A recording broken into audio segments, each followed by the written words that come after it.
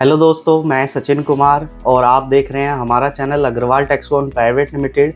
और आज इस वीडियो में हम डिस्कशन करेंगे कि ATG 12A रजिस्ट्रेशन में वो इम्पोर्टेंट क्लोज जो ATG 12A रजिस्ट्रेशन अप्रूव कराने में बेहद ज़रूरी है।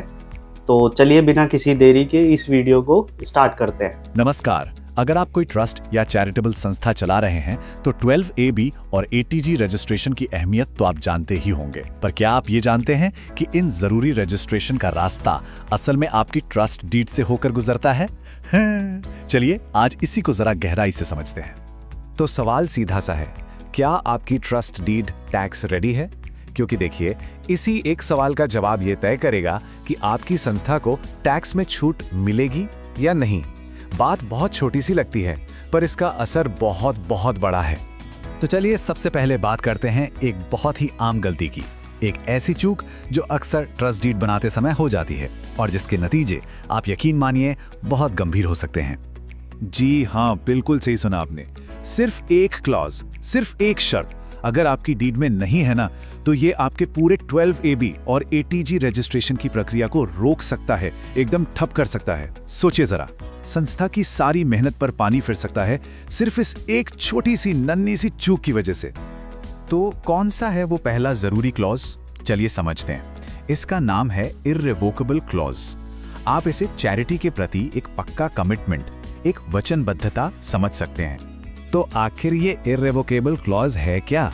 देखिए, एकदम आसान शब्दों में कहें तो ये एक ऐलान है, एक डिक्लेरेशन कि ट्रस्ट एक बार बन गया तो उसे बनाने वाले यानी कि सेटलर या ट्रस्टी उसे कभी भी कैंसिल या वापस नहीं ले सकते।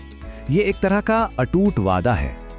ठीक है, पर सवाल ये उठता है कि ये क्लॉज इतना जरूरी क्यों है? इनकम टैक्स डिपार्टमेंट इस पर इतना जोर क्यों देता है? देखिए, इसके 3 बड़े कारण हैं। पहला, ये पक्का करता है कि ट्रस्ट का पैसा सिर्फ और सिर्फ चैरिटी के कामों में ही लगे और कहीं नहीं। दूसरा, ये फंड्स को किसी के निजी फायदे के लिए इस्तेमाल होने से रोकता है। और तीसरा और सबसे जरूरी, इनकम टैक्स एक्ट के लिए यही क्लॉज आपके ट्रस्ट के चैरिटेबल होने का सबसे बड़ा सबूत है। अच्छा, अब आते हैं दूसरे जरूरी क्लॉज पर। इसे कहते हैं डिसोल्यूशन क्लॉज और इसका काम है ट्रस्ट की विरासत को, उसकी लेगेसी को हमेशा के लिए सुरक्षित रखना। इसका मतलब क्या है? मतलब बहुत सीधा है। अगर कभी ट्रस्ट को बंद करने की नौबत आ जाए तो उसकी जो भी बची खुची संपत्ति है वो किसी दूसरे उसी तरह के चैरिटेबल काम करने वाले संगठन को ट्रांसफर कर दी जाएगी। और सबसे जरूरी बात, ये संपत्ति ट्रस्ट के सदस्यों में कभी नहीं बांटी जा सकती। तो कुल मिला के ये क्लॉज क्या करता है? ये गारंटी देता है कि जनता का पैसा हमेशा जनता के ही काम आएगा, भले ही वो ट्रस्ट रहे या ना रहे। ये संपत्ति को प्राइवेट हाथों में जाने से रोकता है और चैरिटी की जो भावना है उसे ट्रस्ट के बाद भी जिंदा रखता है। तो हमने ये तो समझ लिया कि क्या करना जरूरी है, लेकिन अगर ये क्लॉज डीड में है ही नहीं तो क्या होगा? दांव पर क्या लगा है? चलिए अब इसे देखते हैं। और ये स्लाइड इस फर्क को बिल्कुल आईने की तरह साफ दिखाती है। एक तरफ देखिए, अगर ये क्लॉज आपकी डीड में है तो ATG और 12AB रजिस्ट्रेशन अप्रूव्ड, टैक्स में छूट पक्की और चैरिटेबल स्टेटस कंफर्म्ड। लेकिन अगर ये क्लॉज नहीं है तो नतीजा एकदम उल्टा है। रजिस्ट्रेशन रिजेक्ट हो जाएगा, टैक्स छूट से मनाही हो जाएगी और आपके चैरिटेबल स्टेटस पर ही एक बहुत बड़ा सवालिया निशान लग जाएगा। और इसका एक बहुत ही प्रैक्टिकल असर भी समझिए। जब आप ऑनलाइन फॉर्म 10AB भरते हैं ना, तो उसमें एक सवाल आता है कि आपका ट्रस्ट इर्रिवोकेबल है।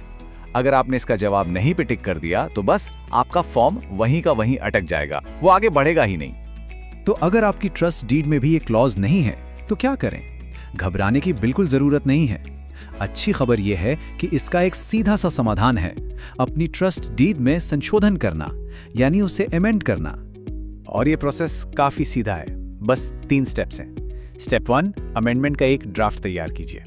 स्टेप 2, सेटलर या ट्रस्टी से एक रेजोल्यूशन पास करवाइए। और स्टेप 3, इस संशोधन को सब रजिस्ट्रार के ऑफिस में जाके रजिस्टर करवा दीजिए। बस। अब आते हैं सबसे काम की बात पर। यहाँ इर्रेवोकेबल क्लॉज के लिए एक सैंपल ड्राफ्ट दिया गया है। इसका सार यही है कि ट्रस्ट को अटल घोषित किया जा रहा है, जिसे बनाने वाले कभी रद्द नहीं कर सकते। ये एक तरह से चैरिटेबल कामों के लिए एक पक्का ताला लगा देता है। और बिल्कुल इसी तरह ये है डिसोल्यूशन क्लॉज का सैंपल ड्राफ्ट। इसमें भी साफ साफ लिखा है कि अगर ट्रस्ट कभी बंद होता है तो उसकी सारी संपत्ति किसी दूसरे मिलते जुलते काम करने वाले और रजिस्टर्ड चैरिटेबल ट्रस्ट को ही दी जाएगी, किसी व्यक्ति को नहीं। अच्छा, जाने से पहले कुछ बहुत जरूरी प्रैक्टिकल बातें याद रख लीजिए, एक चेकलिस्ट की तरह। पहला, अमेंडमेंट को हमेशा चैरिटी कमिश्नर या सब रजिस्ट्रार के पास रजिस्टर जरूर करवाएं। दूसरा, ये ध्यान रखें कि ड्राफ्ट की भाषा इनकम टैक्स एक्ट से मिलती जुलती हो। तीसरा, अगर आप रिन्यूअल के लिए अप्लाई कर रहे हैं तो ये काम पहले कर लें।